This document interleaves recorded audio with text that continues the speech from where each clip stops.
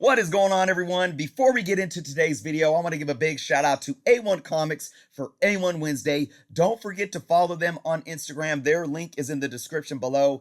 They have live sales every Wednesday and Friday on the IG. Don't forget to check them out on Twitch every Thursday as well. And of course, they are on the Whatnot app. I do want to bring up something. It's relevant to this, but I think it's a little different. Sure. But again, and this is bringing your retailer experience here representing A1. So yeah. I really been wanting to ask anybody that's in the retail game about this, and it's looking at incentive variance. Now, just to add context for the audience, I'm not talking about collectors wanting to collect incentives and variants or not wanting to. Oh, I would never spend this much money on an incentive variant or on a variant, or I only collect for the art and I'll spend hundreds of dollars on this 1 in 100. That's all fine and dandy. That doesn't pertain to this question. This is specifically to how the publishers have the incentive variant option set up. So for those that don't know, when you see the 1 in 10, the 1 in 25, the 1 in 50, 1 in 100 ratios, that means that for the retailers, for every, you need to order 100 copies of cover A in order to be able to buy 1 copy of the 1 in 100 variant. Is that correct? Exactly. Yeah. Right. Okay. So my thing, I'm going to tell you how I feel about this, and I would just love to hear your thoughts. Sure. So now I understand, though, there's a lot of people out there that say it's rigged, it's messed up. Publishers, they have a stranglehold on retailers doing this.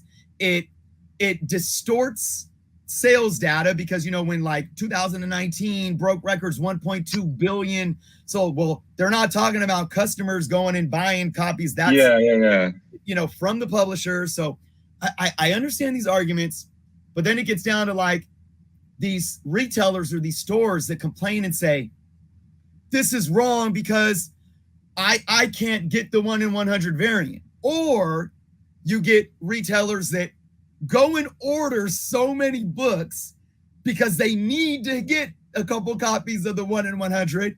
And then they're sitting on all this backstock saying, nobody buys comics anymore. And I can't even sell my inventory and it's rigged, and here's my thoughts and I'll let you jump in. For me, while I am very empathetic to the market, to the retail market in general, not just talking about comics, it is an online, ship to home, deliver to home. Nobody, we are so spoiled with the technology we have. Retail has been suffering for 20 years now, and it's gotten worse. Yeah. Especially for comic books and LCSs, it's becoming harder and harder. Rent continues to go up. Costs continue to go up. I get it.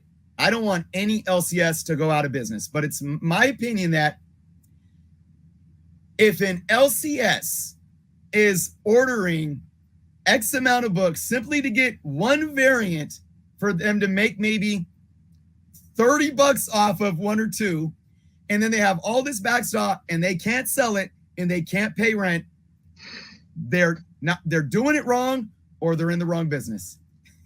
Yes. Yeah. So, okay. I can actually, it's funny you say that. I can give you a great example of that too.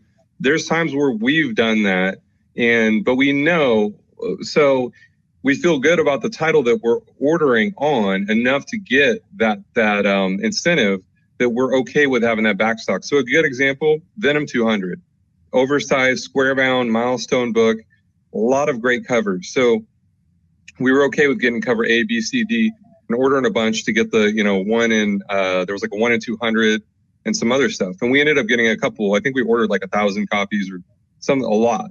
So we had because I remember we had a few 1 in 200s. I might be talking crazy, but anyways, the point is we were okay with backstock on that because that's it's like a $10 cover price. You get a lot of reading material. There's multiple stories in that.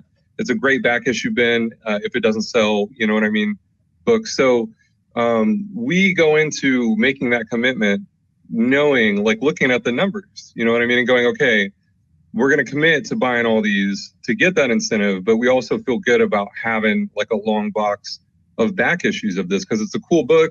It's going to be cool 5 years from now, in our opinion, even if it's not a keep, But we would never overextend ourselves on something just to get the retailer or the incentive variant and then be stuck with back issues of junk. We would just, that's just not, yeah.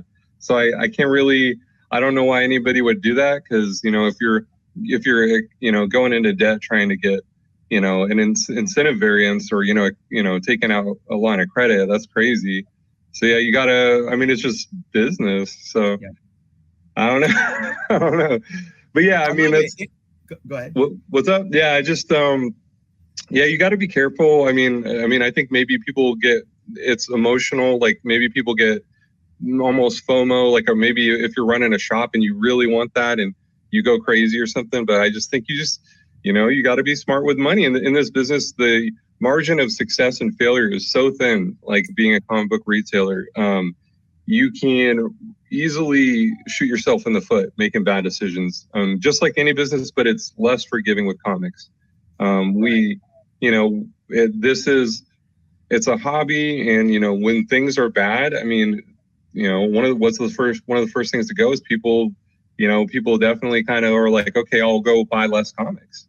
Right. So, and we survive off, the goodwill of having return customers that we've built up relationships with, and it's tough. So yeah, you can't shoot yourself in the foot by going crazy for incentive variance though. So yeah, hopefully that answers your question. Yeah, no, great perspective. And this is, I think, I hope people are taking notes, especially if you guys run a shop or thinking about running one or work for one. I like what you said about FOMO. It goes to show that FOMO isn't just on the, on the collector or the consumer side. If you're running a store and you're thinking that you're looking at every day running a business. For me, I'm always looking at, money's always on my mind one way or another, and it has to be, because that's why you're running a business. So it's easy to just get caught up in the emotions there. I love your example about what you guys in A1 did though as well, because you, again, cost benefit analysis to look at the fact that we actually can over order this specific issue because of this factor, and you play out all those variables and come to a decision. You made your decision based on all of those things. It's not just a simple, well, can I sell all these books or not? I like how you brought up all those little details to sell. We think we could sell enough, but then even if we don't, we think that they could sit in the back issues to still bring us some little residual trickling in revenue over time and so forth. Exactly. Yeah. So it's not like a random title that, like a random indie title that nobody's ever heard of. It's Venom, like that's why I use that as an example. So, you have to understand the market, understand what people like, and be careful not to go crazy. Yeah. Absolutely. All right, that was great. For everyone listening, I hope you guys really listen to that. I was glad to get that off my chest. I've been wanting to ask someone that for a long time now that's in the retail game. So